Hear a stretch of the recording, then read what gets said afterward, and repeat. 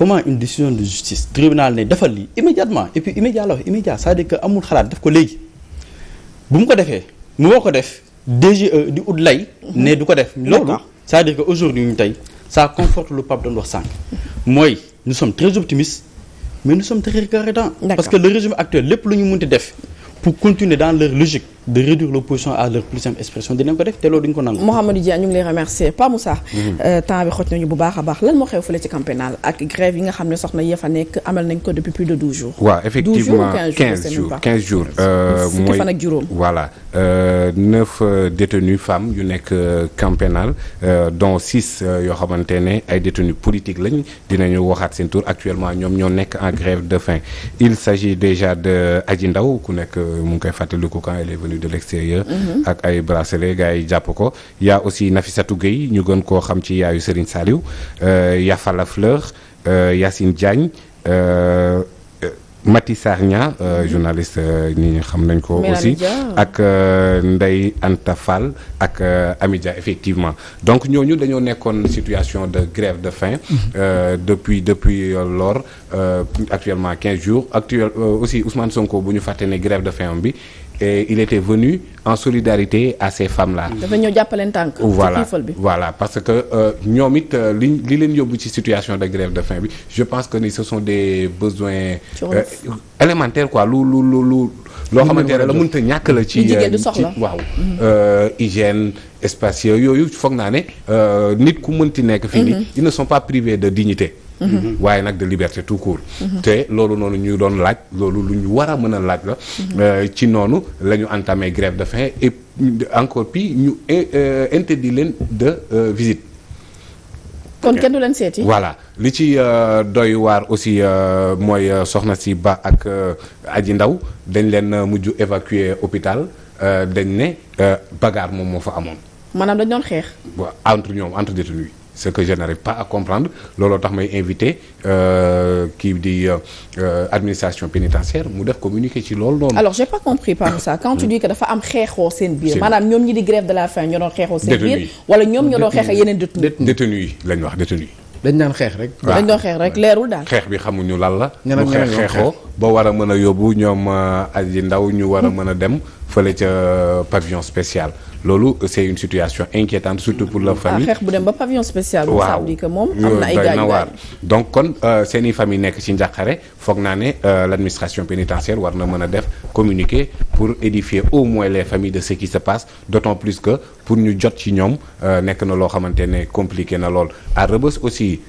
grève de faim ma nga fa Ben Talib Sow ak ñi mu àndal je pense qu'ils sont au nombre de 17 actuellement ñoom it ñi ngi en grève de faim ci conditions yii nii ba léegi ñuy wax parce que semaine passée foog naa wala ba ci topp maa ngi doon wax kaawu prison wu Ziguinchor ñoom finalement mujj nañu arrêté seen grève de faim bi ils étaient au nombre de 187 quelque chose du genre et il y avait des mineurs yu waroon a dem école qu'ils étaient au nombre de 6 mais loolu noonu yëpp ça entre dans le foulée du conflit affaire politique juin 2023 beeg yooyu noonu donc kon actuellement surtout nag à cela s'ajoute la surpopulation carcérale actuellement buy metti ci ñoom carrément. situation bi c'est dramatique. c'est assez catastrophique donc kon loolu moom moo waral Ousmane Sonko jël te je pense que ni noonu la ko annoncé sax ci page Facebook am bi que ni en solidarité ak ñooñu noonu. il reprend la grève de faim donc te ak bëri ci ñoo xamante ne tamit dañ leen fa teg noonu rek kenn waxu leen dara. mooy mu indiwaat question longue détention yi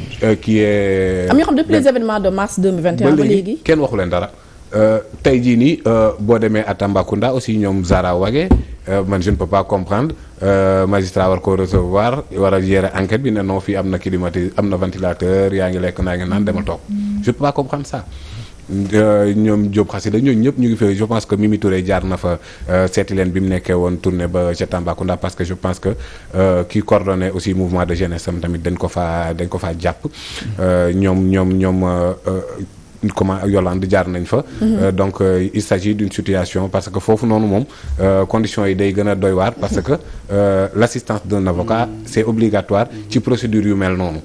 Parce que Zahra on parle de ay chefs d'inculpation criminelle donc yooyu noonu il faut impérativement l'assistance d'un avocat. D'accord. Et que malheureusement foofu noonu les avocats duñ fay faral di dem. alors Pape Sané ban lecture nga def ci li nga xam ne Pa Moussa wax na ko situation ba am fële ca camp pénal ak ba am ci Rebeuss.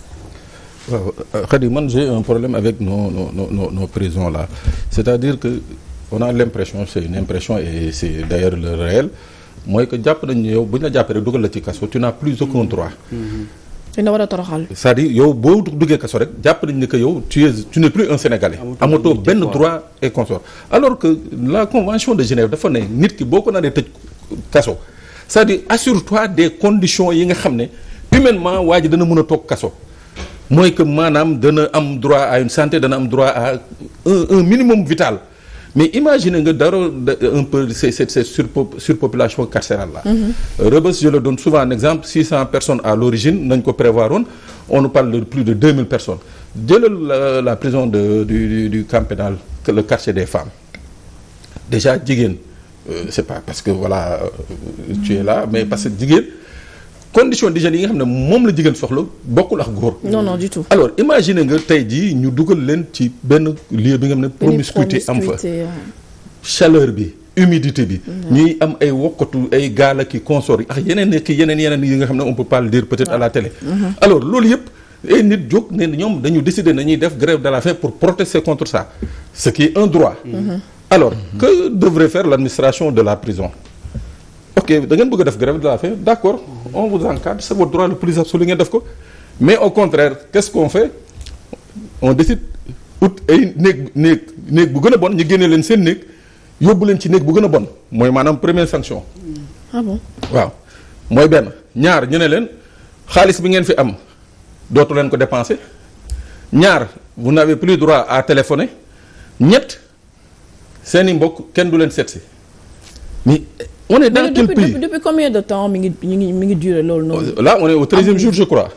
kon ba ñu entamé grève ba léegi amatuñu visite. bon il paraît que vendredi il y a le nouveau directeur de l'administration pénitentiaire bu farmoon ñu toog waxtaan avec les avocats ba ñu lever certaines sanctions. 15e jour.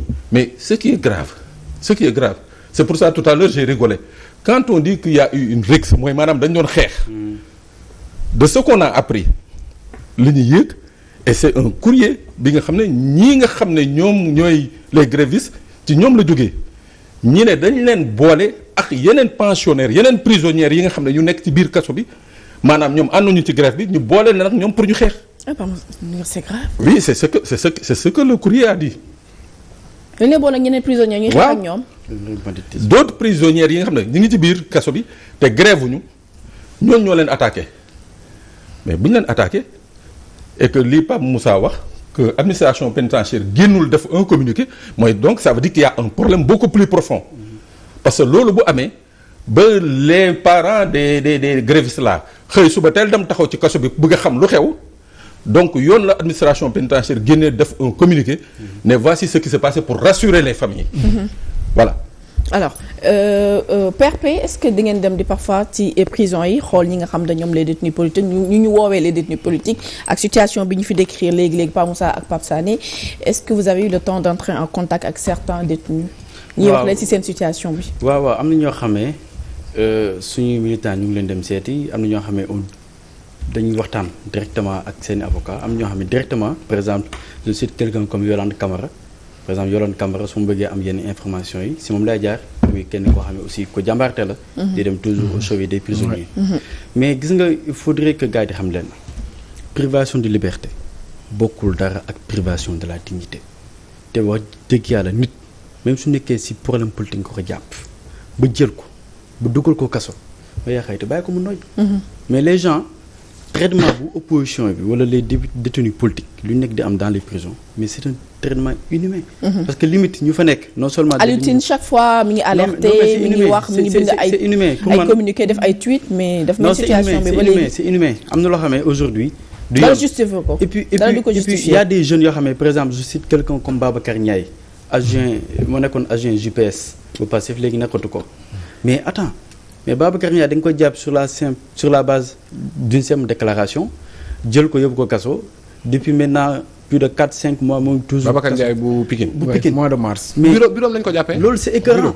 Falla Fleur moo ngi nii lan la. Falla Fleur je pense aussi lieu de travail. tout simplement parce que rek ñu jàpp ko Pape Abdoulaye Touré aujourd'hui bu ñu koy jàpp ñëpp doon wax ni. nga xam ne son état de santé c'est dégradant. Pape Abdoulaye Touré da doon wax ni moom moo commandé te woon ñu làq université finalement. police xawma gendarmerie def enquête ba jàpp ñu laax université Pape Abdoulaye Touré moom toujours kaso. non Pape Abdoulaye Touré il était à 3 jours d'examen. ku nekk 3 jours examen. xam nga yooyu aussi dafay nakari xool waxatuñu si waxu université dañu ne participation à une manifestation non autorisée Pape Abdoulaye Touré fi ñu ko jàpp foofu kenn ne ko selaw la def. foofu amul manifestation amul dara. ci ko xam ñetti fan la war a def man lu may wax aujourd'hui ministre de la justice Maître Aïssata Tall Sall avant bokk. avocate bu ñu xamoon. vraiment c'était une avocate des droits de l'homme fépp ñu gis nañu ces procès dans le temps lépp. da doon défendre vraiment droits de l'homme liberté et cetera ñu ngi koy ñaan vraiment. gis nga en plus jigéen la donc les détentions yi dans les prisons conditions carcérales yi les femmes les hommes jumelés. metti na il est de leur devoir franchement. ñu xool ndax yaa ngi wax ne jigéen la aussi mais dina comprendre bu baax jigéen lu muy dund jigéen moom moo ko jiite. non mais c'est inhumain camp pénal bii nii te ñi fa nekk ñu ci bëri nee na climat bu tendu bi moom moo koy gën a kii parce que bon d'après certains témoignages yooyu xam ne ñu ngi jóge foofu maîtriser wu ma la véracité des choses mais di traité ñenn ñi de prostituées de nangam ba muy gën a am situation bu tendue ci seen biir bon am na ñoo xamante ne la les femmes à blanc ñoom Aram que je rends hommage au passage ñu ngi leen di topp di assister di informer et di ñu jox les informations à chaque fois qu'il s'agit de femmes donc je pense que ni ñoom war nañoo gën a am yërmande. d'accord Issa nga tëj ci côté boobu sax laa ko bëgg a laaj déjà la situation parce que gis nañ la xew DGE ñu ngi wax ci côté justice ak yooyu noonu gis nañ la fi xew Amadou Ba en tournée économique presque en roue libre mën nañu wax parce que pendant ce temps l'opposition certains opposants mënuñu def déjà seeni tournée ñoom itam pour wuti ji ay parrainage ak yooyu est-ce que am ngeen confiance ci élection yi que ni dina nekk ay élections yi transparentes en 2024. alors déjà jàpp nañu ni si li fi jot a am depuis président Macky nekk si pouvoir ba léegi gis nañu cas élection législative à Touba gis nañu élection présidentielle 2019 gis nañu législative bu muy jël le mandataire jël ko fay ko recevoir ko au palais tout ça on a vu man bokk awma yaakaar ni ces élections là seront transparentes. amoo ci yaakaar mais non pas du tout xaaral ma ko sax ci résumé d'ailleurs. mais ministre de l'Intérieur bi tëb na da ngeen ko doon tëb na ministre de la justice. tëb na non c'est-à-dire que c'est pas la personne qui est importante mais aujourd'hui ce qui est important mooy organisation élection mu bañ a nekkati sous tutelle du ministère de l'Intérieur ñu génne ko jox ko kenn koo xam ne c'est consensuel ñëpp ci d'accord mu organiser ko mais régime bi li ñu war a xam mooy gis nga suñu jëloon aujourd'hui toutes les têtes de pont ñëpp yóbbu leen ci ñoom. nu jël tous les opposants jàpp tëj ku bëgg a def sa tournée wala sa campagne ñu tere la ko nu jël seen fichier bi tripatouiller ba mu neex leen il y a un vent de changement qui est là qui est réel ils ne peuvent rien du tout Amadou Ba mu neex ko mu nakari ko les gens qui sont dans Benno Bokk Yaakaar mu neex leen mu nakari leen mais en 2024 ici au Sénégal day am changement de régime. mi ngi wane dooleem de Amadou Ba carrément day am. c'est-à-dire que loolu mi ngi wane dooleem de ils ne peuvent rien du tout ñoom kenn ce qu'ils peuvent mooy tripatouiller pour amortir les dégâts. mais le changement de PRP Déthié Fall dans l'opposition c'est normal nga waxee noonu rek les militants de Amadou Ba. mais ñoom seen version. non Amadou Ba en tant que premier ministre. moom kenn mënu ko tere leen parce que ki koy tere maanaam ki ngay déposer autorisation bi.